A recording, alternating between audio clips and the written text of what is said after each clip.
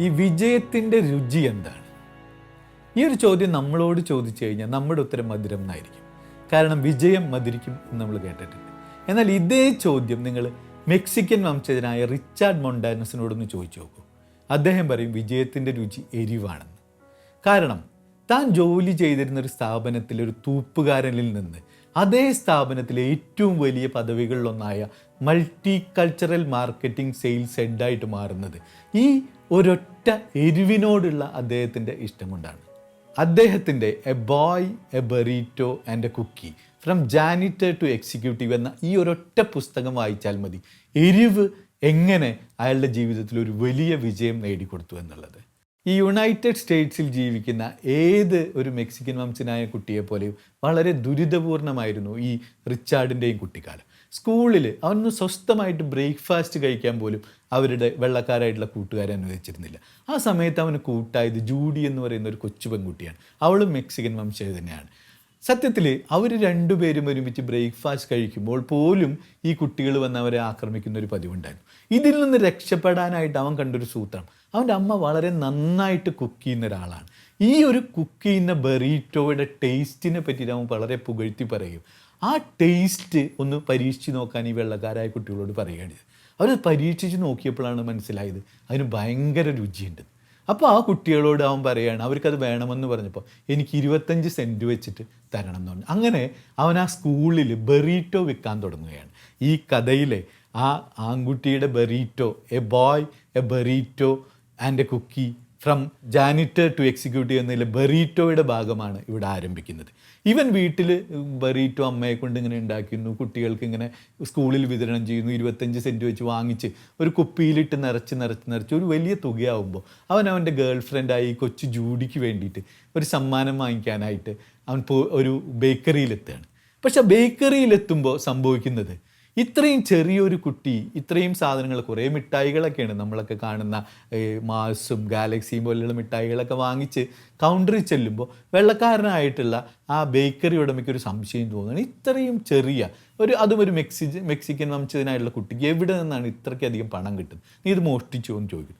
അവനല്ല, ഞാനത് ജോലി എടുത്തിട്ടാണ് ഉണ്ടാക്കുന്നതെന്ന് പറയുന്നതിന് മുമ്പ് തന്നെ അവനെ പോലീസ് വന്ന് അറസ്റ്റ് ചെയ്തുകൊണ്ട്. അപ്പോൾ സത്യത്തിൽ ആ സമയത്ത് അവൻ ആലോചിക്കുന്നുണ്ട്, ഞാനൊരു വെള്ളക്കാരൻ കുട്ടിയായിരുന്നെങ്കിൽ ഒരിക്കലും എന്നെ ഈ പോലീസ് അറസ്റ്റ് ചെയ്ത് കൊണ്ടുപോയിരിക്കില്ല, എനിക്കങ്ങനെ ഒരു ചോദ്യം തന്നെ നേരിടേണ്ടി വരികയായിരുന്നില്ല. പക്ഷേ ഏതൊരു മെക്സിക്കൻ വംശജനായിട്ടുള്ള കുട്ടിയെ പോലെയും ഈ ഒരു പോലീസ് അറസ്റ്റ് അവൻ്റെ മനസ്സിനെയും മാറ്റിമറിച്ചു. പിന്നീടുള്ള അവൻ്റെ ജീവിതത്തിൽ ഈ യൗവനമായപ്പോഴേക്കും അവനൊരു വലിയ ഡ്രഗ് ഡീലറായി മാറുകയാണ്. ഡ്രഗ്സ് വിൽക്കുന്നു, കഞ്ചാവ് വിതരണം ചെയ്യുന്നു, ഇങ്ങനെയുള്ള കാര്യങ്ങളിൽ അവൻ എടുക്കുന്നു, മോഷണങ്ങൾ നടത്തുന്നു. ജീവിക്കാനായിട്ട് പല ഇതുപോലെയുള്ള മോശമായ ജോലികൾ ചെയ്തു. ഒപ്പം അതിനൊക്കെ കട്ടയ്ക്ക് സപ്പോർട്ടായിട്ട് അവൻ്റെ ഗേൾ ഫ്രണ്ടായിട്ടുള്ള ജൂഡിയുമുണ്ട്. പക്ഷേ ഒരു പ്രത്യേക ഘട്ടത്തിൽ ജൂഡി ഗർഭിണിയാവുമ്പോഴാണ് ജൂഡി ഇവനോട് ചോദിക്കുന്നത്, നമ്മൾ ഇങ്ങനെ ജീവിച്ചാൽ മതിയോ? നമുക്കൊരു കുട്ടി ഉണ്ടാവാൻ പോവുകയല്ലേ, ഇനിയും നമ്മളെ ഇങ്ങനെ പോലീസ് പിടിക്കുന്നു. അതോട് സംസാരിക്കുന്നത് തന്നെ ഒരു മോഷ്ടിച്ച കാറിലിരിക്കുന്നതാണ്. അവരുടെ സംസാരം കഴിയുന്നതോടെ ഒരു പോലീസുകാരൻ വന്ന് അവരെ അറസ്റ്റ് ചെയ്യും. കോടതിയിൽ വെച്ചിട്ട് ജഡ്ജ് റിച്ചാർഡിനോട് ചോദിക്കുകയാണ്, നിങ്ങൾ ഇങ്ങനെയാണ് ഉറങ്ങുന്നതെങ്കിൽ നീ ഉറക്കം എണീക്കാൻ പോകുന്നത് വലിയൊരു തെറ്റിലേക്കായിരിക്കും, അല്ലെങ്കിൽ വലിയൊരു ദുരന്തത്തിലേക്കായിരിക്കും. ഈ ഒരു ചോദ്യം ഇവനെ വല്ലാതെ അലച്ചു. വളരെയധികം ചെറുപ്പത്തിൽ ഇവനെ ഉപദ്രവിച്ചിരുന്ന ഒരു മനുഷ്യനായിരുന്നു എൻ്റെ അച്ഛൻ. അദ്ദേഹത്തിന് പക്ഷേ ഒരു 5 വർഷങ്ങൾക്ക് ശേഷം ഒരു മാനസാന്തരം ഉണ്ടാവുകയും അദ്ദേഹം ഒരു ദൈവവിശ്വാസത്തിൻ്റെ പാതയിലേക്ക് മാറിപ്പോവുകയും ചെയ്തു. അപ്പോഴൊന്നും റിച്ചാർഡ് ഈ ദൈവത്തിൽ വിശ്വസിക്കുകയോ അതിൻ്റെ പാതയിലേക്ക് പോവുകയോ ചെയ്തിരുന്നില്ല. പക്ഷേ ഈ ഒരു ചോദ്യം, ജഡ്ജിൻ്റെ ഒരു ചോദ്യം, എന്തെങ്കിലുമൊക്കെ ഒരു ജോലി നേടണം, തൻ്റെ കുട്ടിക്ക് ഭാവി സുരക്ഷിതാക്കണം എന്നൊക്കെയുള്ള ചിന്ത അവന് കൊണ്ടുപോയും അവൻ ജോലി അന്വേഷിച്ച് ഇറങ്ങാൻ ആരംഭിച്ചു. പക്ഷേ നിങ്ങൾക്കറിയാം, ഈ അമേരിക്കയിൽ വെള്ളക്കാരനല്ലാത്ത ഒരാൾക്ക് ആ കാലത്ത് ജോലി കിട്ടാനുള്ള ബുദ്ധിമുട്ടുകൾ. പല കമ്പനികളിലും പോയിട്ടെങ്കിലും അവർക്കൊരിക്കലും ഒരു നല്ല ജോലി കിട്ടാൻ കഴിഞ്ഞില്ല. വീണ്ടും ഈ ഡ്രഗ്സ് വിൽക്കുന്നതിലേക്ക് തിരിച്ചു പോകേണ്ടി വരുമെന്നുള്ള ഘട്ടത്തിൽ അവൻ ഒരു തീരുമാനം ആലോചിച്ചു. ആ ഡ്രഗ്സ് വിൽക്കുന്നവരുടെ കൂട്ടത്തിൽ തന്നെ അമേരിക്കയിലെ പ്രശസ്തമായ, നമ്മളൊക്കെ കഴിക്കുന്ന ലേയ്സ് ഉണ്ടാക്കുന്ന ഫ്രിട്ടോ ലേയ്സ് കമ്പനി, പെപ്സിക്കോയുടെ ഫ്രിട്ടോ ലേയ്സ് കമ്പനിയിൽ ജോലി എടുക്കുന്ന റൊമേറോ എന്ന് പറയുന്നൊരു സുഹൃത്തിന്. ആ സുഹൃത്തിനെ കണ്ട്, നീ എനിക്ക് ഫ്രിട്ടോ ലേസിൽ ജോലി വാങ്ങിച്ചു തരുമ്പോൾ എന്ന് പറയുമ്പോൾ അവനോട് പോയിട്ട് നീ ഒരു അപ്ലിക്കേഷൻ കൊടുക്കാൻ പറയുന്നു. അവിടെ നിന്ന് ഇവൻ്റെ ജീവിതത്തിൽ ഒരു വഴിത്തിരിവ് ഉണ്ടാവുക. അവൻ ഫ്രിട്ടോ ലേസിലേക്ക് ചെല്ലുന്നു. ആ അപ്ലിക്കേഷൻ എഴുതി കൊടുക്കാനായിട്ട് ഒരു അപ്ലിക്കേഷനും കൊണ്ടുപോയിട്ടാണ് അവൻ ചെല്ലുന്നത്. പക്ഷേ സംഭവിക്കുന്നത് എന്താണെന്ന് വെച്ച് കഴിഞ്ഞാൽ അവിടെ റെഡിമെയ്ഡ് ആയിട്ടുള്ള റെസ്യൂമുകൾ സ്വീകരിക്കുന്നില്ല. അവരൊരു ഫോം എടുത്തു കൊടുത്ത് എഴുതാൻ പറയുകയാണ്. സത്യത്തിൽ അവൻ ആ ഫോം കയ്യിലെടുത്ത് ഇങ്ങനെ വേർതിരിക്കുകയാണ്. അവനറിയില്ല, അവനത് ഫില്ല് ചെയ്യാനുള്ള അക്ഷരാഭ്യാസമില്ല. അവൻ സ്കൂളിൽ 6ാം ക്ലാസ്സിൽ പഠിപ്പ് നിർത്തിയിട്ട് എങ്ങനെയാണ് അത് മുഴുവൻ എഴുതേണ്ടത്, സ്കൂൾ ഗ്രാജുവേറ്റ് ആണോ, ഡിപ്ലോമ ഉണ്ടോ എന്നൊക്കെയുള്ള കുറേ ചോദ്യങ്ങളുണ്ട്. അവൻ അവസാനം ആ സ്ത്രീയോട് പറയുകയാണ് റിസപ്ഷനിൽ, ഞാനിത് പൂരിപ്പിച്ച് കൊണ്ടുവന്നാൽ മതിയൊന്നു. അങ്ങനെ അവൻ വീട്ടിൽ ചെല്ലുന്നു. ഭാര്യയ്ക്ക് ഭയങ്കര സന്തോഷമായി അവനോട് ജോലി കിട്ടുന്നില്ല. ഭാര്യ അത് പൂരിപ്പിച്ച് കൊടുക്കുന്നു. തിരിച്ച് അവിടെ ചെല്ലുമ്പോൾ ഇവനൊരു സത്യത്തിലൊരു വലിയ നുണ അതിലെഴുതിയിട്ട് ഇവൻ സ്കൂൾ ഗ്രാജുവേറ്റ് ആണ്. ഇത് വളരെ എളുപ്പത്തിൽ ഇൻ്റർവ്യൂ ചെയ്യുന്ന ഫ്ലോർ മാനേജർ കണ്ടുപിടിക്കും. അപ്പോൾ അയാൾ ആ സ്കൂളിൽ പഠിച്ചിട്ടുള്ള ആളാണ്. ഇവൻ്റെ നുണയാണെന്ന് അറിയുമ്പോൾ ഇവൻ്റെ ജോലി പോകും എന്നുള്ള ഘട്ടമാവുമ്പോൾ, ജോലി അവൻ ലഭിക്കുന്നില്ല എന്നുള്ള അവസ്ഥയിൽ അവൻ പറയുന്നത്, എനിക്ക് ഈ ഡിപ്ലോമ ഇല്ല, പക്ഷേ എനിക്ക് ജീവിതത്തിൽ PhD ഉണ്ടെന്ന് പറയും. അപ്പോൾ ഇയാൾ അത്ഭുതപ്പെടും, ഡിപ്ലോമ പോലും ഇല്ലാത്ത ഒരാൾക്ക് എങ്ങനെ PhD ഉണ്ടാവുന്നു. അപ്പോഴാണ് അവൻ ആ PhDയുടെ ഡെഫിനിഷൻ പറയുന്നത്, പുവർ, ഹംഗ്രി ആൻഡ് ഡിറ്റർമിൻഡ് എന്നാണ്. വിശപ്പുള്ളവനാണ്, ദരിദ്രനാണ്, എന്തും ചെയ്യാൻ ധൈര്യമുള്ളവനാണ്. ഈ ഒരു വാക്കിൽ, ഈ PhDയിലാണ് റിച്ചാർഡിനെ ഈ ഫ്രിട്ടോ ലെയ്സ് കമ്പനി ജോലിക്കെടുക്കുന്നത്. ഈ ഫ്രിട്ടോ ലെയ്സിലെ ആദ്യ ദിവസം മുതൽ വളരെ ഉത്സാഹവാനാണ് നമ്മുടെ റിച്ചാർഡ്. കാരണം അദ്ദേഹത്തിൻ്റെ ജീവിതത്തിൽ ഒരു വലിയ വഴിത്തിരിവാണ്. ഒരു പുതിയ ജോലി കിട്ടുന്നു. ആ ജോലി ഏറ്റവും ആത്മാർത്ഥമായി ചെയ്യുക എന്നുള്ളതാണ്. സത്യത്തിൽ അദ്ദേഹത്തിൻ്റെ ജോലി ഒരു തൂപ്പുകാരൻ്റെയാണ്.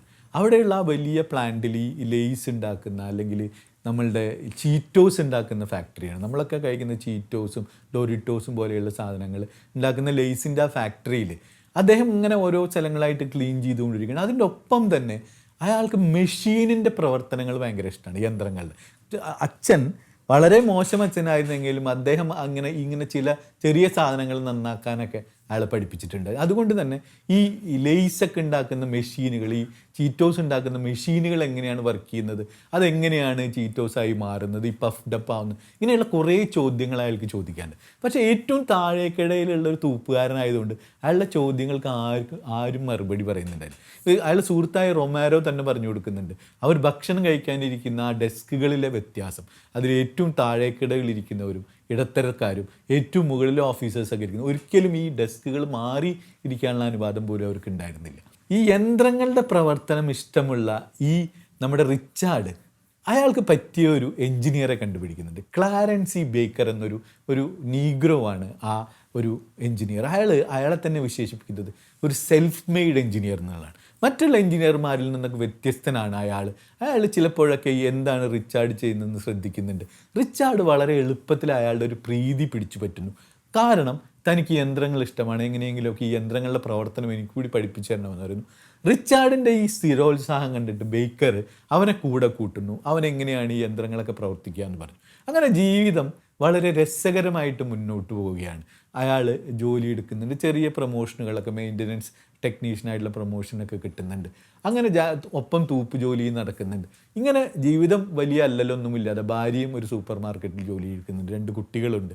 അങ്ങനെ വളരെ സന്തോഷത്തിൽ കഴിഞ്ഞു പോകുന്ന സമയത്താണ് അമേരിക്കയിൽ ഒരു ഭരണമാറ്റം ഉണ്ടാകുന്നത്. ഈ റൊണാൾഡ് റീഗൻ്റെ ഭരണത്തിൽ ചില സാമ്പത്തിക പ്രതിസന്ധികൾ ഉണ്ടാവുകയും അവരുടെ കമ്പനികളൊക്കെ വലിയ പ്രതിസന്ധികൾ നേരിടാൻ തുടങ്ങി. ആ പ്രതിസന്ധിയിൽ കുറേ പേരുടെ ജോലി നഷ്ടപ്പെട്ടു, കമ്പനികളിൽ ലേ ഓഫ് ഉണ്ടായി, പലർക്കും ഷിഫ്റ്റുകൾ നഷ്ടപ്പെട്ടു.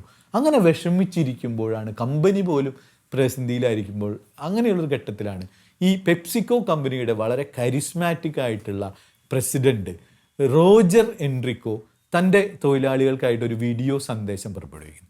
ആ സന്ദേശം റെക്കോർഡ് ചെയ്യാൻ വരുമ്പോൾ, ഒരു സ്ക്രിപ്റ്റ് കൊണ്ടുവരുമ്പോൾ റോജർ പറയുന്നത്, എനിക്ക് ഈ സ്ക്രിപ്റ്റിൻ്റെ ആവശ്യമില്ല, ഞാൻ എൻ്റെ മനസ്സിൽ തട്ടിയിട്ടാണ് പറയുന്നത്, കമ്പനി അത്രയും വലിയ നഷ്ടത്തിലേക്ക് കൂപ്പുകൊത്തിക്കൊണ്ടിരിക്കുകയാണ്, എൻ്റെ ആത്മാർത്ഥമായിട്ടുള്ള ഈ പറച്ചിൽ എന്തെങ്കിലും ഒരു മാറ്റം ഉണ്ടാക്കാൻ പറ്റുമെങ്കിൽ അതുണ്ടാക്കട്ടെ എന്ന് പറഞ്ഞ് അദ്ദേഹം പറയുന്ന സന്ദേശം ലോകമെമ്പാടുമുള്ള പെപ്സിക്കോ പ്ലാന്റുകളിൽ ഒരു TV നിങ്ങൾ കണ്ടിട്ടുണ്ടായിരിക്കും, TV ഒക്കെ കൊണ്ടുവച്ച് പഴയ വീഡിയോ കാസറ്റ് പ്ലെയർ വെച്ചിട്ട് ഇങ്ങനെ പ്ലേ ചെയ്തുകൊണ്ടിരിക്കുകയാണ്. ആ പ്ലേ ചെയ്യുമ്പോൾ അത് പ്ലേ ചെയ്യുന്ന ഫ്ലോർ മാനേജർ തന്നെ പറയുന്നുണ്ട്, ദിസ് ഈസ് കോർപ്പറേറ്റ് ബുൾഷിറ്റ്, ഇതൊക്കെ മാനേജ്മെൻറ്റിൻ്റെ ഓരോരോ രീതികളാണ്, ഇതൊന്നും കാണണമെന്നില്ല, ഇത് പ്ലേ ചെയ്യാൻ പറഞ്ഞിട്ടുണ്ട് എന്നുള്ളത് പറഞ്ഞുകൊണ്ട് പ്ലേ ചെയ്യുന്നു. മെസ്സിലാണ് അത് പ്ലേ ചെയ്തുകൊണ്ടിരിക്കുന്നത്. പലരും അവിടെ നിന്ന് ഭക്ഷണമൊക്കെ കഴിച്ചതൊന്നും ശ്രദ്ധിക്കാതെ എണീറ്റ് പോകും. പക്ഷെ അവിടെ തൂപ്പുജോലി ചെയ്തുകൊണ്ടിരിക്കുന്ന, തുടച്ചുകൊണ്ട് വൃത്തിയാക്കിക്കൊണ്ടിരിക്കുന്ന റിച്ചാർഡ് ഈ മെസ്സേജ് ഇങ്ങനെ കേട്ട് കുറച്ച് നേരം നിൽക്കും. അവിടെ അയാൾ പറയുന്ന, ഈ റോജർ എൻറിക്കോ പറയുന്ന ഒരു വാചകം അവനെ വല്ലാതെ ആകർഷിക്കും. ഓരോ തൊഴിലാളിയും ഒരു CEO പോലെ ചിന്തിക്കണം എന്നാണ് അയാൾ പറയുന്നത്. ആ ചിന്തയിൽ അവന് പെട്ടെന്ന് തോന്നുകയാണ് ഈ പറഞ്ഞത് എന്നോടാണെന്ന്. അവന് തോന്നുന്നത് റിച്ചാർഡ് എന്ന് പേര് വിളിക്കുന്നു. അതെ, നീ തന്നെ, ആ തൂപ്പ് മറ്റേ ചൂലുമായി നിൽക്കുന്ന നിന്നോട് തന്നെയാണ് പറയുന്നത്. നീയും CEO പോലെ ചിന്തിക്കണം എന്ന് പറയുന്നത്. ഇത് ഇവൻ്റെ ജീവിതത്തിൽ ഒരു വലിയ മാറ്റമുണ്ട്. പക്ഷെ അപ്പോഴും ഈ പ്രതിസന്ധികൾ അലട്ടുന്നുണ്ട്. എന്ത് ചെയ്യും? സ്കൂളിലാണെങ്കിൽ ഇവൻ നേരിട്ട് അതേ പ്രതിസന്ധികൾ ഇവൻ്റെ കുട്ടികളും നേരിടുന്നുണ്ട്. അങ്ങനെ ഒരു വൈകുന്നേരം ഈ കുട്ടികളൊത്ത് ഇവൻ്റെ താഴെയുള്ള കുട്ടിക്ക്, റിച്ചാർഡിൻ്റെ താഴെയുള്ള കുട്ടിക്ക് ഈ മെക്സിക്കൻ പലഹാരങ്ങൾ ഭയങ്കര ഇഷ്ടം. സ്നാക്സ്, നമ്മൾ ഈ ചോളമൊക്കെ പൊരിച്ച് കഴിക്കും, അത് വേണമെന്ന് പറഞ്ഞു. പക്ഷെ മൂത്ത കുട്ടി അത് വേണ്ടാന്ന് പറയുകയും കാരണം ചോദിക്കുമ്പോൾ മെക്സിക്കനായി ജനിച്ചത് തന്നെ ഒരു വലിയ തെറ്റാണെന്നുള്ള പോലെ പറയുന്നു. അവനെ പറഞ്ഞ് മനസ്സിലാക്കുകയാണ്, നമ്മൾ മെക്സിക്കൻസിന് സൂപ്പർ പവർ ഉണ്ട്, അത് അമേരിക്കൻസ് വെറുതെ പറയുന്നതാണ് എന്നൊക്കെ പറഞ്ഞ് അങ്ങനെ അവനെ ആശ്വസിപ്പിച്ച് അവൻ പോയി. ഇവരെല്ലാവരും ചോളം കഴിക്കുമ്പോഴാണ് അവനിങ്ങനെ പെട്ടെന്ന് ഒരു മനസ്സിൽ ഒരു ചിന്ത എങ്ങനെ ഉണ്ടാവുന്നത്, എന്തുകൊണ്ടാണ് ഈ ചോളം ഇത്ര രസിച്ച് നമ്മൾ കഴിക്കുന്നത്? അപ്പോൾ അവനിങ്ങനെ ചുറ്റും നോക്കുക. ആ ചുറ്റും ആളുകൾ ഇങ്ങനെ മെക്സിക്കൻ വംശജരിങ്ങനെ ഭക്ഷണം കഴിച്ചുകൊണ്ടിരിക്കും. അവരൊക്കെ ചെയ്യുന്നത് അതിലിങ്ങനെ എരിവുള്ള സോസുകൾ അല്ലെങ്കിൽ ഡിപ്പുകൾ ഉപയോഗിച്ചിട്ടാണ് കഴിക്കുക. ഈ സാധാരണ ഒരു ചോളത്തിനെ വളരെ ഹോട്ടാക്കി എരിവുള്ളതാക്കിയിട്ടാണ് അവർ കഴിക്കുന്നത്. അപ്പോൾ അവന് അതിൽ നിന്ന് എന്തോ ഒരു ആശയം അവൻ്റെ ഉള്ളിൽ വരുന്നത്. ഇതെന്താണെന്ന് ഇവൻ അറിയുന്നില്ല. അപ്പോൾ ഇതിൽ വളരെ രസകരമായൊരു സംഗതിയുണ്ട്. ഇവനെ അബ്യൂസ് ചെയ്തിരുന്ന, ഇവനെ ഉപദ്രവിച്ചിരുന്ന അച്ഛൻ ഒരു മാനസാന്തരത്തിന് ശേഷം ഭക്തനായി ജീവിക്കുമ്പോൾ ഇവനൊരു മെഴുകുതിരി കൊടുക്കുന്നുണ്ട്. ഒരു ജോലി അന്വേഷിച്ച് നടക്കുന്ന സമയത്ത് ഈ മെഴുകുതിരിയിൽ ഇവനൊരു വിശ്വാസം ഉണ്ടായിരുന്നില്ല. ഈ മെഴുകുതിരി കൊണ്ടൊരു കാര്യവുമില്ല, ഇത് കത്തിക്കുക. പക്ഷെ ഭാര്യ അത് വിശ്വസിച്ച് ആ മെഴുകുതിരി ഇങ്ങനെ കത്തിച്ചു പോയി. അപ്പോൾ ഇവൻ സത്യത്തിൽ ജോലി കിട്ടി വന്നതിന് ശേഷം അത് ഊതിക്കെടുത്താനൊക്കെ നോക്കുന്നുണ്ട്, അതിലൊന്നും വിശ്വസിക്കും. ഇവൻ എന്ത് ചെയ്യണമെന്നറിയാതെ, എന്താണ് ഈ എരിവ്, എന്താണ് ഇതിൻ്റെ ആശയമെന്നൊക്കെ ചിന്തിച്ചിരിക്കുമ്പോഴാണ് ആ മെഴുകുതിരി കെട്ടുപോകും. അവൻ ആ മെഴുകുതിരി കത്തിച്ച് കഴിയുമ്പോഴാണ് അവന് ഒരു കാര്യം മനസ്സിലാവും. എന്തുകൊണ്ടാണ് തന്നെ പോലെയുള്ള മെക്സിക്കൻ വംശജർ ഈ ഒരു ചിപ്സ് അല്ലെങ്കിൽ സ്നാക്സ് വാങ്ങിക്കാതെ? അതിന് അവർ ആഗ്രഹിക്കുന്ന ഒരു എരിവില്ല, അല്ലെങ്കിൽ അതത്ര സ്പൈസി അല്ല, അത്ര ഹോട്ടല്ല എന്നുള്ളത്. പിന്നെ അവൻ ആലോചിക്കുന്നത് എങ്ങനെ അവൻ്റെ വംശജരായിട്ടുള്ള അവിടെ ഹിസ്പാനിക്സും മെക്സിക്കൻ അങ്ങനെ ആ ഒരു കളേർഡ് എന്ന് പറയുന്ന കമ്മ്യൂണിറ്റി, വലിയ കമ്മ്യൂണിറ്റി, അവരിങ്ങനെ വർദ്ധിച്ചു വരികയാണ് അമേരിക്ക. അവർക്ക് കൂടി വിൽക്കാൻ പറ്റാവുന്ന ഒരു സ്നാക്സ് എങ്ങനെ ഈ ചീറ്റോസിനെയും ഡോറിറ്റോസിനെയും ഒക്കെ സ്പൈസി ആക്കി മാറ്റാം. അങ്ങനെ അവൻ അതിൽ ആവേശം കൊണ്ട് ആ നാട്ടിലുള്ള സകല മുളകുകളും പോയി വാങ്ങിച്ച് അവനും ഭാര്യയും കുട്ടികളൊക്കെ ചേർന്ന് ഇങ്ങനെ സ്പൈസി ഡിപ്സ് ഉണ്ടാക്കാൻ തുടങ്ങി. അത് ടെസ്റ്റ് ചെയ്യുന്നത് അവൻ്റെ ചെറിയ കുട്ടിയാണ്. ആ കുട്ടി കഴിക്കും. അവൻ ഹോട്ട് എന്ന് പറയും, അത് ഗുഡ് ഹോട്ടാണോ ബാഡ് ഹോട്ടാണോ, നല്ല എരിവാണോ മോശം എരിവാണോ എന്ന് ചോദിക്കും. അങ്ങനെ മോശം എരിവിൽ നിന്ന് ബാഡ് ഹോട്ടിൽ നിന്ന് മാറി ഒരു ദിവസം അവരൊരു ഗുഡ് ഹോട്ടുള്ള ഒരു ഡിപ്പ് കണ്ടുപിടിക്കുക, അതിൻ്റെ ഒരു മിക്സ് കണ്ടുപിടിക്കും. ഈ മിക്സുമായിട്ട് ഇവൻ ഫാക്ടറിയിലെത്തും. ഫാക്ടറിയിലെ ആളുകൾക്കൊക്കെ ഇത് വളരെ ഇഷ്ടപ്പെടുമെങ്കിലും ഈ ഒരു കാര്യം ചെയ്യാനായിട്ട് ഈ ഫാക്ടറിയിലെ ആളുകൾക്ക് കഴിവില്ല. അത് തീരുമാനിക്കേണ്ടത് പെപ്സിക്കോയുടെ ഏറ്റവും വലിയ മാനേജ്മെൻറ്റാണ്. അവിടേക്ക് എത്താൻ പോലും ഒരു തൂപ്പുകാരന് കഴിയില്ല. അവനെല്ലാവരും നിരുത്സാഹപ്പെടുത്തും, ഇതൊന്നും നടക്കുന്ന കാര്യമില്ല, ഒരു തൂപ്പുകാരൻ്റെ വാക്കുകൾ ആരാണ് കേൾക്കാൻ പോകുന്നത്. പക്ഷേ അവൻ ആ സമയത്ത് ആലോചിക്കുന്ന ഒരു കാര്യമാണ്, കുട്ടിയായിരിക്കുമ്പോൾ, അതാണ് നമ്മുടെ ഈ പുസ്തകത്തിൻ്റെ, അദ്ദേഹത്തിൻ്റെ ആത്മകഥയിലെ a boy, a burrito, a cookie, from janitor to എക്സിക്യൂട്ടീവിലെ കുക്കി എന്നുള്ള ഭാഗം വരുന്നത്. കാരണം സ്കൂളിൽ പഠിക്കുന്ന സമയത്ത് അവരെ പഠിപ്പിക്കാൻ വരുന്ന വെള്ളക്കാരായ അധ്യാപകർ 2 ട്രെയിലറിലാണ്. ഒരു ട്രെയിലർ എന്ന് പറഞ്ഞാൽ നമ്മളുടെ ഈ കാരവാൻ്റെയൊക്കെ ഒരു അമേരിക്കൻ രൂപം, ഒരു പഴയ രൂപം. ഈ ഒരു ട്രെയിലറിലേക്ക് വെള്ളക്കാരായ കുട്ടികൾക്ക് മാത്രമേ പോകാൻ പറ്റൂ. രണ്ടാമത്തെ ട്രെയിലറിലേക്ക് മറ്റുള്ള കുട്ടികൾ പോകും, ഈ കളേർഡ് എന്ന് പറയുന്ന മെക്സിക്കൻ വംശജരൊക്കെ ആയിട്ടുള്ള കുട്ടികൾ. ഈ വെള്ളക്കാരായ കുട്ടികൾ ഈ ട്രെയിലറിൽ നിന്ന് ഇറങ്ങി വരുമ്പോൾ അവരുടെ കയ്യിലൊക്കെ കുക്കീസ് ഉണ്ടാവും. പക്ഷേ ഇവർക്കാർക്കും അത് കിട്ടിയിരുന്നില്ല. അപ്പോൾ അവൻ ഒരു ദിവസം തീരുമാനിക്കുകയാണ്, ഞാൻ ആ കുക്കീസ് നേടിയെടുക്കും. അങ്ങനെ ഇവൻ ആരും അറിയാതെ എല്ലാവരെയും കണ്ണുവെട്ടിച്ചിട്ട് ആ ഒരു ട്രെയിലറിൽ കയറി കുക്കീസ് എടുത്തു. ഈ കാര്യം ഓർമ്മിക്കുമ്പോൾ അവന് മനസ്സിലായി, എനിക്ക് എന്തും ചെയ്യാനുള്ളൊരു ധൈര്യമുണ്ട്, അതിനുള്ളൊരു ഡിറ്റർമിനേഷൻ ഉണ്ട്. ഈ പുവർ ഹംഗ്രി ആൻഡ് ഡിറ്റർമിൻഡ് എന്ന PhD കാര്യം. അവൻ എന്ത് ചെയ്യുന്നു, എല്ലാവരുടെയും കണ്ണുവെട്ടിച്ചിട്ട് ആ ഫാക്ടറിയിലെ ടെക്നിക്കൽ ക്രൂവിൻ്റെ ക്യാബിനിൽ കയറി അവരുടെ ഡയറക്ടറി എടുത്തിട്ട് നേരെ പെപ്സിക്കോയുടെ തലവനായ റോജർ എൻറിക്കോയ്ക്ക് ഫോൺ ചെയ്യണം. ഫോൺ എടുക്കുന്നത് റോജറിൻ്റെ സെക്രട്ടറി ആയിട്ടുള്ള പാറ്റിയാണ്. പാറ്റി ചോദിക്കുകയാണ്, നിങ്ങൾ ആരാണ്? അപ്പം ഞാൻ അമേരിക്കയിൽ നിന്നാണ് വിളിക്കുന്നത്. നിങ്ങൾ പെപ്സി അവിടുത്തെ കമ്പനിയുടെ ഹെഡാണോ? അല്ല. നിങ്ങൾ അവിടുത്തെ മാനേജറാണോ? നിങ്ങൾ അവിടുത്തെ അല്ല, ഞാൻ അവിടുത്തെ ഒരു മെയിൻ്റനൻസ് ആളാണെന്ന് പറഞ്ഞു. നിങ്ങൾ അവിടുത്തെ ജാനിറ്ററാണല്ലേ, നിങ്ങളവിടുത്തെ തൂപ്പുകാരനാണല്ലേ എന്ന് ചോദിച്ചു. അപ്പോൾ നമ്മൾ ഒരു പക്ഷേ അവർക്ക് ആ ഒരു കോള് മറ്റേ ഈ പെപ്സിക്കോയുടെ തലവന് കൈമാറേണ്ടതില്ല. ഒരു പക്ഷേ വിളിച്ചു എന്നതിൻ്റെ പേരിൽ ഇയാളുടെ പേരിൽ ഒരു അച്ചടക്ക നടപടിയോ ശിക്ഷാ നടപടിയോ അവർക്ക് ആവശ്യപ്പെടും. പക്ഷേ അത്ഭുതകരമെന്ന് പറയട്ടെ, ഈ കോള് അവർ ആ റോജർ എൻട്രിക്കോയ്ക്ക് കൈമാറുകയാണ്. റോജർ എൻട്രിക്കോയെ ഏറ്റവും അധികം ഇഷ്ടപ്പെടുന്നത് ഈ റിച്ചാർഡിൻ്റെ ഒരു ഭയങ്കര ആശയമൊന്നുമല്ല, സ്പൈസി. അദ്ദേഹത്തിന് ഏറ്റവും ഇഷ്ടപ്പെട്ടത് താൻ ഉള്ളു തട്ടി പറഞ്ഞ ഒരു സന്ദേശം തൻ്റെ കമ്പനിയിൽ ഒരാളെങ്കിലും കേട്ടു എന്നതാണ്. ആ കേൾക്കുകയും താൻ പറയുന്നത് പോലെ ചിന്തിക്കുകയും ചെയ്തു എന്നുള്ളതാണ്. അദ്ദേഹം ഈ ആശയം കേൾക്കുന്നു, റിച്ചാർഡിനോട് ഇത് ഉണ്ടാക്കി നോക്കാൻ പറയുന്നു. റിച്ചാർഡിനെ അവിടെയുള്ള ക്ലാരൻസ് ബേക്കർ അടക്കമുള്ള എല്ലാവരും സഹായിക്കുന്നു. അവരങ്ങനെ സ്പൈസി ആയിട്ടുള്ള ഒരു ഡോറിറ്റോസ് ചീറ്റോസ് ഉണ്ടാക്കുന്നു. ആ സാധനത്തിനെ ഇനി റോജറിലേക്ക് എത്തിക്കണം. റോജറിലേക്ക് എത്തിക്കാൻ വലിയ പെട്ടികളിൽ നിറച്ച് കുറിയർ അയക്കാൻ ചെല്ലുന്ന സമയത്ത് അയക്കുന്നതിന് മുമ്പ് തൊട്ട് മുമ്പ് റിച്ചാർഡിന് തോന്നുകയാണ് ഒന്ന് പ്രാർത്ഥിക്കാം. അങ്ങനെ ജീവിതത്തിൽ ആദ്യമായിട്ട് റിച്ചാർഡ് മനസ്സ് ഒരുക്കി പ്രാർത്ഥിക്കുകയാണ്. ഞാനൊരു കാലത്ത് ഈ മോഷണങ്ങളും ഈ ഡ്രഗ്സ് വിതരണമൊക്കെ നടന്നിരുന്നതാണ്, അത് വീണ്ടും വീണ്ടും ആവർത്തിക്കുകയും ചെയ്തിട്ടുള്ള ആളാണ്. പക്ഷേ ഇപ്പോഴും ഞാൻ പ്രാർത്ഥിച്ചാൽ ദൈവം എന്നോട് ക്ഷമിക്കും എന്ന് അയാൾ വിശ്വസിക്കുകയാണ്. അയാളുടെ പ്രാർത്ഥനയെ മറ്റൊരു കുറിയർ കൊടുക്കാൻ വരുന്ന ആൾ എന്താണ് നിങ്ങൾ പ്രാർത്ഥിക്കുന്നതെന്നൊക്കെ ചോദിച്ച് തടസ്സപ്പെടുത്താൻ ശ്രമിക്കുന്നത്. പക്ഷെ അയാളുടെ ഭാര്യ പറയുന്നുണ്ട് അയാൾ പ്രാർത്ഥിക്കുകയാണ്. അയാൾ അവസാനം ആമേൻ പറയുമ്പോൾ ആ കൊറിയറിലെ സ്റ്റാഫ് വരെ ആമേൻ പറയുന്നുണ്ട്. പുതിയതായി വന്ന ഡെലിവറി കൊടുക്കാൻ വന്ന ആൾ വരെ ആമേൻ പറയുന്നു.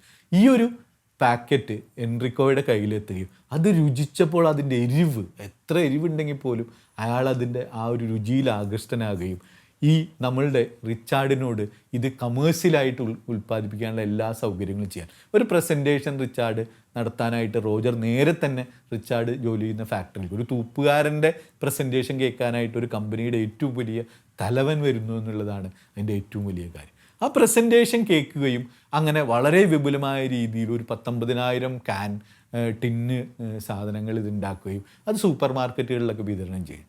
അപ്പോഴും സംഭവിക്കുന്നത് പഴയ ലേസും ചീറ്റോസും ഡോറിറ്റോസും ഒക്കെ വാങ്ങുന്ന ആളുകൾ പുതിയത് വാങ്ങുന്നില്ല. ഇതൊക്കെ സൂപ്പർ മാർക്കറ്റുകളിൽ അവശേഷിക്കുകയാണ്.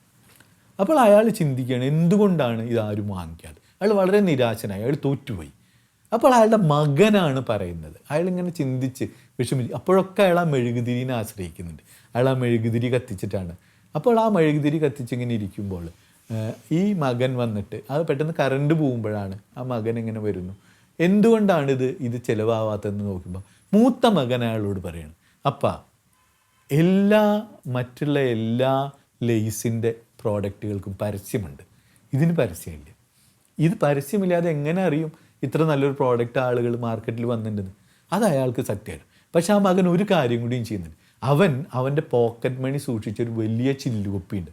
ആ ചില്ലുകുപ്പി എടുത്തിട്ട് അപ്പൻ്റെ മേശപ്പുറത്ത് വെച്ചിട്ട് അവൻ പറയാണ്, അപ്പം നമുക്ക് ഒരു പരസ്യം വാങ്ങിക്കാം. അവന് പരസ്യങ്ങൾ എങ്ങനെയാണ് ഉണ്ടാവുന്നതെന്നൊന്നും അറിയില്ല, നമുക്കും ഒരു കമേഴ്സ്യൽ ബൈ ചെയ്യാമെന്നാണ് അവൻ പറയുന്നത്. പക്ഷെ അത് നടക്കില്ല എന്നറിയാം. പക്ഷെ അപ്പോഴും റിച്ചാർഡ് ആലോചിക്കുന്നത് എങ്ങനെ ഇതിനെ ജനങ്ങളിലേക്ക് എത്തിക്കാം, അവൻ്റെ സ്വന്തം ആളുകൾക്ക്, മെക്സിക്കൻ വംശജരുടെ ഇടയിൽ ഈ രുചി ഇഷ്ടമുള്ളവരുടെ ഇടയിൽ എത്തിക്കാമെന്നാണ്. അങ്ങനെ അവൻ അതിനെ കണ്ടെത്തുന്നത് അവൻ്റെ പഴയ ഡ്രഗ്സ് വിറ്റിരുന്ന കൂട്ടുകാരെ തന്നെയാണ്. കാരണം അവർ പോകാത്ത വഴികളില്ല, അവർ ചെല്ലാത്ത മേഖലകളില്ല. അവരുടെ കൂട്ടുപിടിച്ചിട്ട് അവൻ ആദ്യമായിട്ട് അവരെ കൊണ്ടൊരു നല്ല കാര്യം ചെയ്യിക്കുകയാണ്. ആ കമ്മ്യൂണിറ്റിയിൽ, ആ നാട്ടിലെ മുഴുവൻ ആളുകൾക്കും ഈ കെട്ടിക്കിടന്നിരുന്ന ഈ ഒരു പാക്കറ്റുകൾ അവർ വിതരണം ചെയ്യണം. ആ പാക്കറ്റുകൾ എത്തുന്നതോടെ അതിൻ്റെ രുചി മനസ്സിലാവുകയും അവർക്ക് ആ ഒരു പ്രോഡക്റ്റിൻ്റെ ഡിമാൻഡ് കൂടി വരികയാണ്. അങ്ങനെ ആ പ്രോഡക്റ്റ് ഈ പെപ്സിക്കോ, ഫ്രിട്ടോ ലേസിൻ്റെ ചരിത്രത്തിൽ ഏറ്റവും പ്രശസ്തമായിട്ടുള്ള ഫ്ലെയിമിംഗ് ഹോട്ട് എന്ന് പറയുന്ന ഒരു പ്രോഡക്റ്റ് റേഞ്ച്, അത് തന്നെയാണ് സിസ്ലിംഗ് ഹോട്ട് എന്ന് പറയുന്ന ഈ ഡോറിറ്റോസ് റേഞ്ചൊക്കെ ആയിട്ട് വരുന്നത്. അപ്പോൾ ഈ ഒരു വിജയ കഥ സത്യത്തിൽ ഒരു സിനിമയെപ്പോലും വെല്ലുന്നതാണ്. ഒരു സാധാരണ മനുഷ്യൻ ഒരു തൂപ്പുകാരനായി ജോലിക്ക് വന്നിട്ട് അയാളുടെ ഒരു വലിയ വിജയം, അതിലെ ഏറ്റവും വലിയ കമ്പനിയിലെ ഉടമ പോലും വന്നിട്ട് കേൾക്കാൻ തയ്യായ ഒരു വിജയത്തിൻ്റെ കഥയാണ് ഈ boy burritos a cookie and from janitor to executive എന്ന് പറയുന്ന പുസ്തകം. പക്ഷേ ഈ കഥ ഇവിടെ അവസാനിക്കുന്നില്ല. നമുക്കറിയാം, നമ്മൾ പരിചയപ്പെടുന്ന ബ്രാൻഡുകളിൽ പലപ്പോഴും അതിൻ്റെ വിജയത്തിൻ്റെ പിന്നിൽ വലിയ വലിയ മാനേജ്മെൻറ്റ് സ്കൂളുകളിലും വലിയ കമ്പനികളിലൊക്കെ ജോലി എടുത്തിട്ടുള്ള CEO-മാരും എക്സിക്യൂട്ടീവുമാരുടെയൊക്കെ ഭയങ്കര കണ്ണിങ് ആയിട്ടുള്ള ക്ലെവറായിട്ടുള്ള കുശാഗ്ര ബുദ്ധിയോടെ ഉള്ള ബിസിനസ് തിയറികളെക്കാളും വളരെ ആത്മാർത്ഥമായിട്ട് തങ്ങളുടെ കമ്പനി തങ്ങളുടെ വീടിനെ പോലെ കാണുന്ന സാധാരണ തൊഴിലാളികൾ, വെറും വർക്കർമാർ, ലേബർമാർ, നമ്മൾ ദിവസവേതനക്കാരൊക്കെ എന്ന് വിളിക്കുന്ന ആളുകളുടെ പ്രയത്നത്തിൻ്റെ കഥയുണ്ടോ? അത്തരത്തിലൊരു കഥയാണ് നമ്മൾ ഈ വായിക്കുന്ന പുസ്തകം. ഇതിൻ്റെ അവസാനമാണ് ഏറ്റവും രസകരമായ. ഒന്നുകൂടി ആവർത്തിക്കട്ടെ, ഒരു കെട്ടുകഥയല്ല, ഇതൊരു സംഭവം തന്നെയാണ്, ഒരാളുടെ ആത്മകഥയാണ്. ഇതിൻ്റെ അവസാനമുണ്ടാകുന്നത് എല്ലാ വിജയത്തിനും ശേഷം. അപ്പോൾ ഈ വിജയങ്ങൾ സംശയിക്കുമ്പോൾ ഈ റോജർ എൻറിക്കോയോട് അദ്ദേഹത്തിൻ്റെ ഒപ്പമുള്ള വലിയ മാനേജ്മെൻറ്റിലെ ആളുകൾ ചോദിക്കുന്നുണ്ട്, നിങ്ങൾ എന്തുകൊണ്ടാണ് ഈ ഒരു തൂപ്പുകാരൻ്റെ ഒരു ഐഡിയയിൽ പണം ഇൻവെസ്റ്റ് ചെയ്യുന്നത്? ഇത്ര പൈസ നിങ്ങൾ എന്തിനാണ് ചിലവാക്കുന്നത്?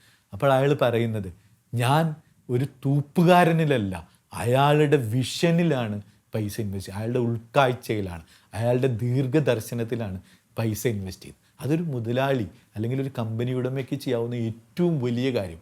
തൻ്റെ വാക്കുകൾ വിശ്വാസത്തിലെടുത്ത് പ്രവർത്തിക്കാൻ തയ്യാറായ ഒരു തൊഴിലാളിയോട് അയാൾക്ക് നൽകാനുള്ള ഏറ്റവും വലിയ സമ്മാനമാണത്. അയാൾ അതിലും വലിയൊരു സമ്മാനം റിച്ചാർഡ് നൽകുന്നുണ്ട്. ഈ വിൽപ്പനകൾ കുതിച്ചു കയറുന്നു, ഫ്ലെയിമിംഗ് ഹോട്ട് വലിയൊരു ഹിറ്റായി മാറുന്നു. അതിനുശേഷം പതിവ് പോലെ റിച്ചാർഡ് തൻ്റെ തൂപ്പ് ജോലിക്കായിട്ട് ഓഫീസിലെത്തുന്നു. അപ്പോഴാണ് ഈ വിജയം ആഘോഷിക്കുന്ന ഇങ്ങനെ ക്ലാരൻസ് ബേക്കർ എന്ന എഞ്ചിനീയറെ കാണുന്നത്. അയാൾ പറയുന്നു, എനിക്ക് പ്ലാന്റ് എഞ്ചിനീയറായിട്ട് പ്രൊമോഷൻ കിട്ടി. അയാൾ സന്തോഷവാനാണ്, അവരുടെ പ്ലാന്റിൽ നിന്നാണ് ആ പ്രോഡക്റ്റ്. ഫ്ലോർ മാനേജറെ കാണുന്നു. ഫ്ലോർ മാനേജറോട് റിച്ചാർഡ് ചോദിക്കണം, എനിക്കൊന്നുമില്ലേ എന്ന് ചോദിക്കുക. അപ്പോൾ റിച്ചാർഡിനോട് പറയും, നിനക്കെന്താ, നിനക്ക് അപ്പുറത്ത് ആ C ബ്ലോക്കിൽ പോയിട്ട് ഇത് കഴിഞ്ഞാൽ അടിച്ചു വരണം, അത് വൃത്തിയാക്കണം എന്ന്. ഇയാൾ ആകെ നിരാശനാവുകയാണ്. മൊത്തം കമ്പനി അത് ആഘോഷിക്കുമ്പോഴും ഇയാൾക്ക് ഒരു മെച്ചവും ഉണ്ടാവുന്നില്ല. അയാളൊരു വലിയ ഐഡിയ കണ്ടു, അയാൾ ഇപ്പോഴും അവിടുത്തെ തൂപ്പുകാരൻ തന്നെ. അയാൾ നിരാശനായിട്ട് ഈ മുകളിലുള്ള C ബ്ലോക്കിലേക്ക് ഈ തൻ്റെ ചൂലുമായിട്ട് അടിച്ചു വരുന്ന ചൂലുമായിട്ട് ചെല്ലുമ്പോൾ അവിടെ അയാൾ കാണുന്നത് റോജർ എൻറിക്കോനെ. റോജർ എൻറിക്കോ അയാളെ കാത്തു നിൽക്കുകയാണ്. അത്ഭുതപ്പെടുകയാണ് റിച്ചാർഡ്, ഇത്രയും വലിയ പെപ്സി കമ്പനിയുടെ ചുമതലക്കാരൻ എന്തിനാണ് എൻ്റെ ഈ പ്ലാന്റിൽ വന്ന് നിൽക്കുന്നത്? അപ്പോൾ അയാൾ പറയാണ്, ഞാൻ നിന്നെ കാണാൻ വന്നതാണ്. നീ ചെയ്തതിന് കമ്പനിക്ക് തിരിച്ചു ചെയ്യാൻ കുറേ കാര്യങ്ങൾ, നിൻ്റെ പ്രയത്നം എനിക്ക് നന്നായിട്ട് മനസ്സിലാവും. കാരണം അന്ന് ഞാനൊരു ചെറിയ ഇറ്റാലിയൻ പയ്യൻ, എൻ്റെ നാട്ടിനേക്കാളൊക്കെ വലിയ കാര്യങ്ങൾ ചിന്തിച്ചിരുന്നൊരു പയ്യനെ എല്ലാവരും അങ്ങനെ തന്നെയാണ് കണ്ടിട്ട്, ഇതൊന്നും നടക്കില്ല. അതുപോലെ തന്നെയാണ് നിന്നെയും ഞാൻ കാണുന്നത്. നിനക്ക് ഇനി ആ തൂപ്പ് ജോലിയല്ല എന്ന് പറഞ്ഞാൽ അവൻ കാണിച്ചു കൊടുക്കുന്നത് ഒരു വലിയ വാതിലിൻ്റെ മുന്നിലൊരു ബോർഡിനുള്ള സ്ഥലമുണ്ട്. ആ ബോർഡിലേക്ക് റോജർ എൻറിക്കോ ഒരു നെയിം ബോർഡ് എടുത്തു വയ്ക്കുകയാണ്. അതിലൊരു പേര് എഴുതിയിട്ടുണ്ട്, റിച്ചാർഡ്. ജോലി director multi cultural marketing and sales. ഈ ഹിസ്പാനിക്സിൻ്റെ മറ്റുള്ള കളേർഡായിട്ടുള്ള ആളുകളുടെ ഇടയിൽ പ്രോഡക്റ്റുകൾ വിൽക്കാനുള്ള സ്ട്രാറ്റജി ഉണ്ടാക്കുന്ന സെയിൽസ് മാനേജറായിട്ട് ഈ റിച്ചാർഡിനെ അപ്പോയിൻ്റ് ചെയ്യണം. റിച്ചാർഡ് എന്താണ് പറയേണ്ടതില്ല, അവന് സത്യത്തിലൊരു എല്ലാവരും കൂടി ഒരു സർപ്രൈസ് കൊടുത്തിട്ടുണ്ട്. മൊത്തം കമ്പനി അവന് വേണ്ടിയിട്ട് ആർപ്പ് വിളിക്കുകയാണ്. അവൻ കണ്ണുകൾ നിറഞ്ഞിട്ട് ആ മുറിയിലേക്ക് കയറി ചെല്ലും. അവൻ്റെ മുറി അവന് ചിന്തിക്കാൻ പറ്റില്ല. വേഷം ഒരു തൂപ്പുകാരൻ്റെ തന്നെയാണ്, തൂപ്പുകാരൻ്റെ യൂണിഫോം, കയ്യിൽ ചൂലുണ്ട്. അവൻ ആ മുറിയിൽ ചെല്ലുമ്പോൾ അവൻ്റെ മേശ, അവിടെ മനോഹരമായ മേശ, അതിൽ ആ കസാരയിൽ അവൻ ഇരിക്കുന്നു. ഇരുന്നതിന് ശേഷം അവൻ ഭാര്യയെ വിളിക്കുകയാണ്. ഭാര്യയെ വിളിച്ചിട്ട് അവൾ എന്തിനാണ് വിളിക്കുന്നതെന്ന് ചോദിക്കുമ്പോൾ ഒറ്റ കാര്യമേ അവൻ പറയുന്നുള്ളൂ. ആ കാര്യം ഈ ഒരു പുസ്തകത്തിൽ മുമ്പും പരാമർശിക്കപ്പെട്ടിട്ടുണ്ട്. കാരണം ആ പറയുന്ന കാര്യം, വി നീഡ് മോർ ടൈസ് എന്നാണ്. നമുക്കിനിയും ടൈകൾ വേണ്ടി വരുന്നു, നമുക്കിനിയും കഴുത്തിലണിയാൻ ടൈകൾ വേണ്ടി വരുന്നു. കാരണം ആദ്യമായിട്ട് പ്രസൻറ്റ് ചെയ്യാനായിട്ട് ഇദ്ദേഹത്തിനെ ക്ഷണിച്ചപ്പോൾ, റിച്ചാർഡിനെ റോജർ ക്ഷണിച്ചപ്പോൾ ടൈ കെട്ടാൻ അറിയുന്നുണ്ടായിരുന്നില്ല റിച്ചാർഡിന്. റിച്ചാർഡും ഭാര്യയും ഒരു ടൈ കെട്ടാനായിട്ട് ഒരു സ്ഥാപനത്തിലേക്ക്, ഒരു വസ്ത്രസ്ഥാപനത്തിലേക്ക് പോകുന്നു. അവിടെ നിന്നൊരു ടൈ വാങ്ങിക്കുന്നു. ആ ടൈ വാങ്ങിക്കുന്നതിൽ തന്നെ ഭയങ്കര രസകരമായൊരു തമാശയുണ്ട്. വെറും $3 വെർസാച്ചി എന്ന് പറയുന്ന ഒരു ലക്ഷറി ബ്രാൻഡിൻ്റെ ടൈ കിട്ടി എന്നുള്ള സന്തോഷത്തിൽ ഭാര്യ വരുന്നു. പിന്നീട് നോക്കുമ്പോഴാണ് അതൊരു ഡ്യൂപ്ലിക്കേറ്റ് ടൈ ആണെന്ന് അറിയുന്നത്. ആ ടൈ പോലും അത് ഒരുപക്ഷെ കെട്ടാനായിട്ട് ഈ ഭാര്യയ്ക്കോ ഈ റിച്ചാർഡിനോ അറിയായിരുന്നത്. ആ ടൈ കെട്ടിക്കൊടുക്കുന്നത് റിച്ചാർഡിൻ്റെ ഈ മാനസാന്തരം വന്ന് റിച്ചാർഡ് പിണങ്ങിപ്പോയിട്ടുള്ള അപ്പനാണ്. ആ ടൈ ആണ് ഇനി എനിക്ക് ഇനിയും കൂടുതൽ ടൈ വേണ്ടി വരും എന്ന് ഭാര്യയോട് പറയുന്നത് കൂടി തന്നെ ഭാര്യയ്ക്ക് മനസ്സിലാവണം. ഇയാളുടെ പദവി ഒരു തൂപ്പുകാരനിൽ നിന്ന് ഒരു വലിയ എക്സിക്യൂട്ടീവിൻ്റെ പദവിയിലേക്ക് മാറിക്കഴിഞ്ഞു, അയാളുടെ ജീവിതത്തിൽ വിജയിച്ചു കഴിഞ്ഞു എന്നുള്ളത്. നമ്മൾ പലപ്പോഴും സിനിമകൾ കണ്ടിട്ട് അതിശയപ്പെടാറുണ്ട്. ഇങ്ങനെയൊക്കെ സംഭവിക്കുമോ? ഈ റാക്സ് ടു റിച്ചസ് സ്റ്റോറി ഉണ്ട്, ഒരു പാവപ്പെട്ടവനിൽ നിന്ന് പണക്കാരൻ. ഇതൊക്കെ സിനിമകളിൽ മാത്രം സംഭവിക്കുന്നതാണ്. പക്ഷെ അതങ്ങനെയല്ല. ഒരു മനുഷ്യൻ്റെ, ഈ PhD-കാരൻ, ഈ പുവർ ഹംഗ്രി ആൻഡ് ഡിറ്റർമിൻഡ് ആയിട്ടുള്ള ഒരു മനുഷ്യൻ്റെ അയാളിലുള്ള വിശ്വാസവും ദൈവവിശ്വാസവും എന്തും ചെയ്യാനുള്ള ഒരു ധൈര്യവും അയാളുടെ കഴിഞ്ഞകാല ജീവിതത്തിൽ നിന്ന് അയാൾ പഠിച്ചെടുത്ത പാഠങ്ങളൊക്കെ വെച്ചിട്ട് എങ്ങനെ ഒരു മനുഷ്യൻ ഒരു തൂപ്പുകാരനിൽ നിന്ന് ഒരു ടോപ്പ് എക്സിക്യൂട്ടീവായി മാറി എന്നുള്ളതിൻ്റെ നേർക്കാഴ്ചയാണ് നമ്മൾ ഈ വായിച്ച പുസ്തകം. ഈ പുസ്തകത്തിൻ്റെ ഒരു സിനിമ രൂപം കൂടിയുണ്ട്, ഫ്ലെയിമിംഗ് ഹോട്ട് എന്ന പേരിൽ. ഇതൊരു സിനിമ ആയിട്ട് ഇറങ്ങിയിട്ടുണ്ട്. അപ്പോൾ ഒന്ന് ആലോചിച്ച് നോക്കൂ. സത്യത്തിൽ നമ്മൾ സിനിമാ കഥ പോലെ എന്ന് പറയുന്നത് സത്യം തന്നെയാണ്. ഈ ജീവിതങ്ങൾ സിനിമകളെക്കാളും വിചിത്രമാണ്. ഒരുപക്ഷെ സിനിമയിൽ പോലും ഒരു തൂപ്പുകാരനായി വരുന്ന ഒരാൾ ഒരു എക്സിക്യൂട്ടീവായി മാറുന്നത് വളരെ വിരളമായിട്ടേ നമ്മൾ കണ്ടിട്ടുള്ളൂ. അതിലും വിചിത്രമായ വഴികളിലൂടെ സഞ്ചരിച്ചിട്ടാണ് ഈ റിച്ചാർഡ് മൊണ്ടാനസ് പെപ്സിക്കോയിലെ ഏറ്റവും വലിയൊരു പദവിയിലെത്തുന്നതും 2016 വിരമിക്കുകയും ഇപ്പോൾ മോട്ടിവേഷൻ സ്പീക്കറും ഓഥറുമായിട്ടുള്ള ആ ഒരു വളരെ സക്സസ്ഫുള്ളായിട്ടുള്ള ജീവിതം നയിച്ചുകൊണ്ടിരിക്കുന്നതും. ഇതിൽ നിന്ന് നമുക്ക് പഠിക്കാനുള്ള പാഠങ്ങളുണ്ട്. ചെറിയ ജോലികൾ, വളരെ ചെറുതെന്ന് നമ്മൾ കരുതുന്ന ജോലികൾക്ക് പോലും അതിൻ്റേതായ ഒരു വിലയുണ്ട്. ആ ചെറിയ ജോലികളിൽ ഇരുന്നിട്ട് പോലും നമുക്ക് CEO പോലെ ചിന്തിക്കാൻ കഴിയണമെന്നുണ്ട്. ഇപ്പോൾ ഞാനൊക്കെ ഒരു സ്ഥാപനം നടത്തുന്ന ആളാണ്, പല സ്ഥാപനങ്ങളിൽ ജോലി ചെയ്യുന്നവർക്ക്. ഞാൻ കുട്ടികളോട് പറയാറുണ്ട്, നിങ്ങൾക്ക് വേണ്ടിയിട്ട് ഒരു മുതലാളി അല്ലെങ്കിൽ അവരൊരു ഉടമ എന്നൊക്കെ കാണുന്നത് എന്തോ ഒരു കച്ചവട ലാഭം മാത്രം ലക്ഷ്യമാക്കിയിട്ട് പ്രവർത്തിക്കുന്നതാണ്. അയാളുടെ ചോരയും നീരുമൊക്കെ ആയിരിക്കും ഒരു സ്ഥാപനം. അയാളുടെ സ്വപ്നങ്ങളെ അതുപോലെ തിരിച്ചറിയുകയും അതിലേക്ക് തിരിച്ച് കോൺട്രിബ്യൂട്ട് ചെയ്യാൻ പറ്റുകയും ചെയ്യുന്നുള്ളത് ഒരു തൊഴിലാളിക്ക് ആ തൊഴിൽ സ്ഥാപനത്തിൻ്റെ ഉടമയോട് ചെയ്യാൻ കഴിയുന്ന ഏറ്റവും വലിയ കാര്യം. അതുപോലെ തന്നെയാണ് ഇവിടെ റോജർ എൻട്രിക്കോ തൻ്റെ സ്ഥാപനത്തിലെ ഏറ്റവും ചെറിയ ഒരാളുടെ ഒരു ആശയത്തിൻ്റെ പോലും വില മനസ്സിലാക്കുകയും അയാളുടെ ജോലിയിലോ പദവിയിലോ അല്ല, അയാളുടെ വിഷനിൽ, അയാളുടെ ഉൾക്കാഴ്ചയിലാണ് താൻ പണം ഇൻവെസ്റ്റ് ചെയ്യുന്നതെന്ന് പറയുകയും അയാൾ വലിയൊരു പദവിയിലേക്ക് ഉയർത്തി. ഇതാണ് സത്യത്തിൽ ഒരു ജോലി സ്ഥലത്ത് സംഭവിക്കേണ്ടത്, ഒരു ജീവിതത്തിൽ സംഭവിക്കേണ്ടത്. നാം ജോലി ചെയ്യുന്നത് 100% ആത്മാർത്ഥതയോടെ ചെയ്യുക. നമുക്ക് വേണ്ടി ജോലി ചെയ്യുന്നവരോട് നാം പരിപൂർണമായിട്ട് അവരുടെ ഇഷ്ടങ്ങൾ അനുസരിച്ച്, അവരുടെ പ്രത്യാശകൾക്കനുസരിച്ച്, അവരുടെ സ്വപ്നങ്ങൾ സഫലമാക്കാനായിട്ട് അവർക്കൊപ്പം ചേർന്ന് പ്രവർത്തിക്കുക. ഈ ഒരു പുസ്തകം a boy burrito cookies from janitor to executive എന്ന് പറയുന്ന ഈ പുസ്തകം നിങ്ങളോട് പറയുന്ന സന്ദേശവും അതുതന്നെയാണ്.